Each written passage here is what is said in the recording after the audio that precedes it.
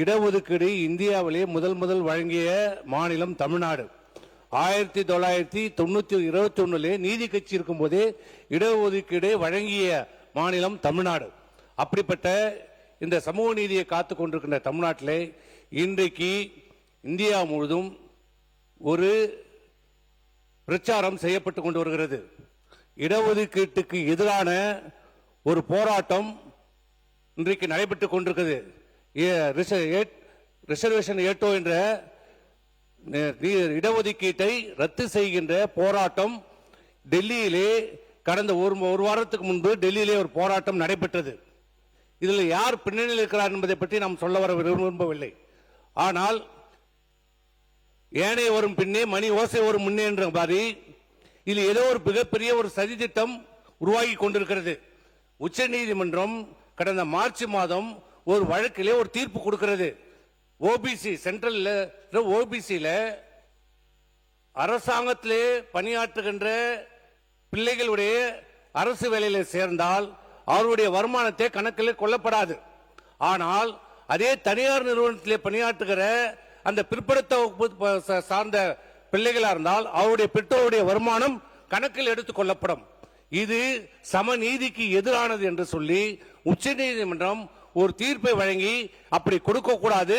இரண்டு பேருமே அந்த அரசாங்கத்தில் பணியாற்றுகிறவருடைய பெற்றோருடைய சம்பளத்தை நீங்கள் கணக்கில் எடுக்க வேண்டும், தனியார் பணியாற்றுகிறவருடைய சம்பளத்தையும் கணக்கில் எடுக்கக்கூடாது என்று சொல்லுகிறது.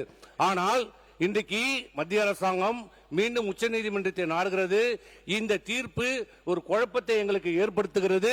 இதை பற்றி விசாரிக்க வேண்டும், இதற்கு எங்களுக்கு மாற்று தீர்ப்பு தர வேண்டும் சொல்லி இப்போ உச்ச நீதிமன்றம் இதுக்கு ஒரு சிறப்பு அமர்வு அமைப்பதாக சொல்லியிருக்கிறது.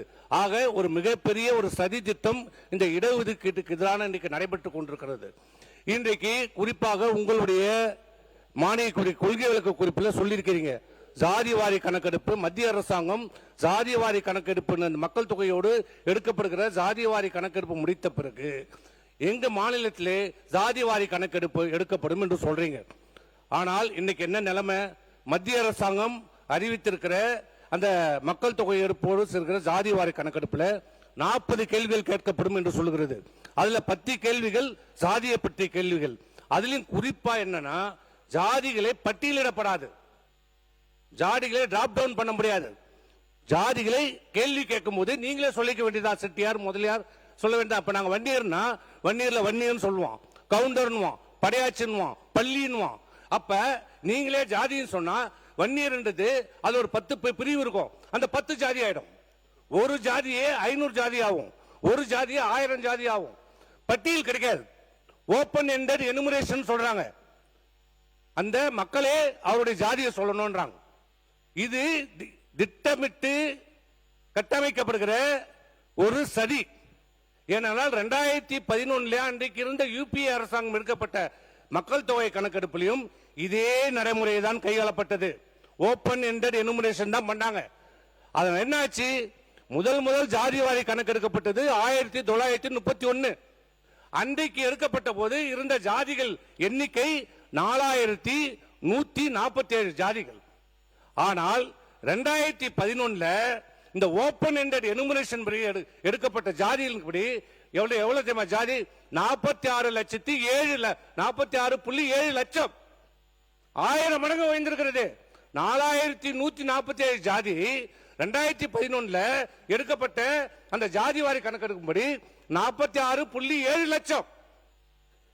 அதேதான் இன்றைக்கு மீண்டும் மத்திய அரசாங்கம் எதற்கெல்லாம் காங்கிரஸ் அரசை குற்றம் சாட்டுகிற இன்றைக்கு மத்திய அரசாங்கம் இன்றைக்கு அதே காங்கிரஸ் அரசாங்கம் செய்த அதே தவறை மீண்டும் எப்படி இருக்கு? கிராமத்தில் சொல்லுவாங்க பாரு, ஈயத்தை பூசினா மாதிரி இருக்கும், பூசாத மாதிரி இருக்கணும், ஜாதிவாரி கணக்கு எடுத்தா மாதிரி இருக்கணும், ஆனா நடைமுறைப்படுத்தவும் கூடாது.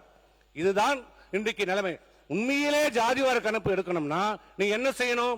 மத்திய அரசாங்கத்திட்ட ஒரு பட்டியல் இருக்கிறது, மாநில அரசாங்கத்திட்ட ஒரு பட்டியல் இருக்கிறது. எப்படி தாழ்த்தப்பட்ட மலைஜாதி மக்களுக்கு ஒவ்வொரு மக்கள் தொகை எடுக்கும் போதும் அவங்க பட்டியல் இருக்குது மத்திய அரசாங்கத்துக்கிட்ட. இப்ப தாழ்த்தப்பட்டவர்னா மத்திய அரசாங்கத்தை 1208 இருக்குது. அதே மாதிரி தாழ்த்த மலைவாழ் ஜாதி பத்தினா 730 இருக்கிறாங்க. அந்த பட்டியல் படிக்கதான் அவங்களுடைய கேள்வி கேட்கிறாங்க. அதனால அதுல எந்த பிரச்சனையுமே இல்லை.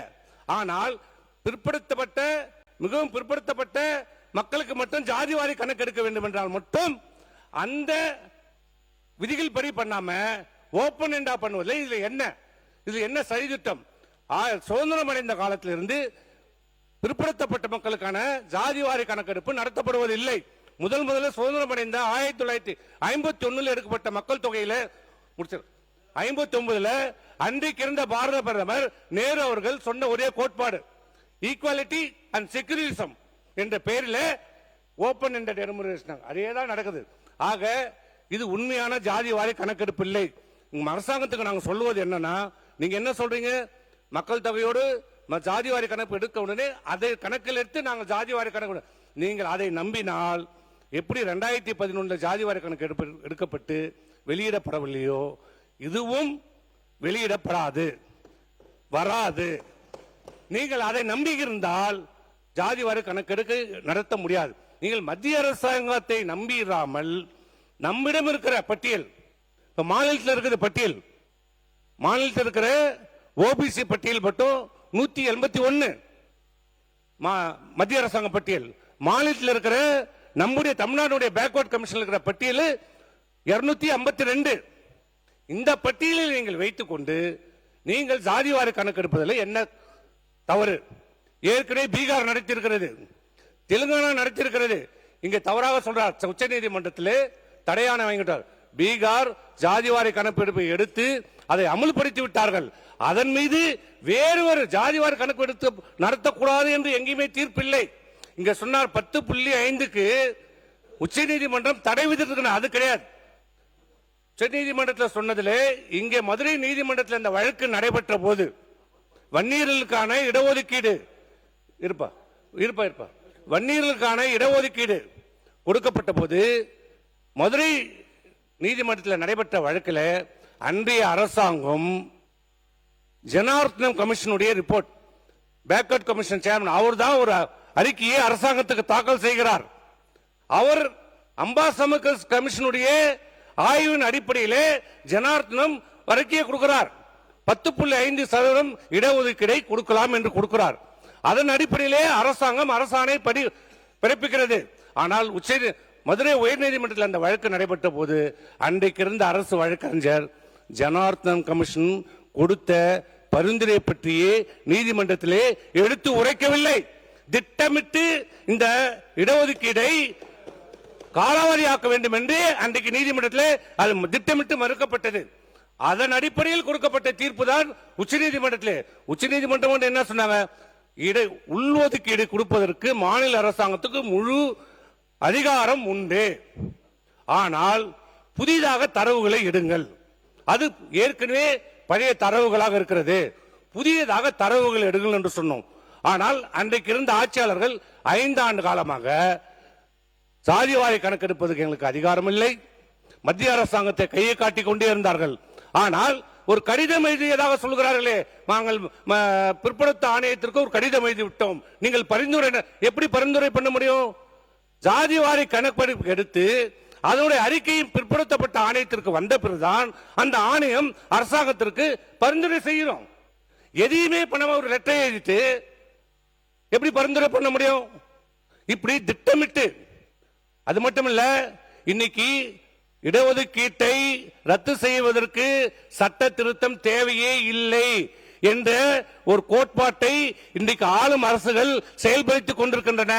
என்னன்னா, வேலை வாய்ப்புல இன்னைக்கு மத்திய அரசாங்கத்தில் 8 லட்சம் வேலை வாய்ப்புகள் காலியாக இருக்கிறது. முடிச்சிருக்கேன். தமிழகத்தில் கிட்டத்தட்ட 15 லட்சம் வேலை வாய்ப்பு ஒப்புதல் அளிக்கப்பட்ட வேலை வாய்ப்பு, அதுல கிட்டத்தட்ட 5 லட்சம் வேலை வாய்ப்புகள் காலியாக இருக்கிறது. இதுல 90% வேலை வாய்ப்பு யார் என்றால் அந்த இடஒதுக்கீடு பயனடைகிறவர்கள். அதாவது இடஒதுக்கீடு நீக்க வேண்டும் என்றால் நீங்கள் ஆட்களை வேலைக்கு எடுக்க வேண்டாம். இந்த நிலையை தான் இன்றைக்கு அரசாங்கம் செய்து கொண்டிருக்கிறது.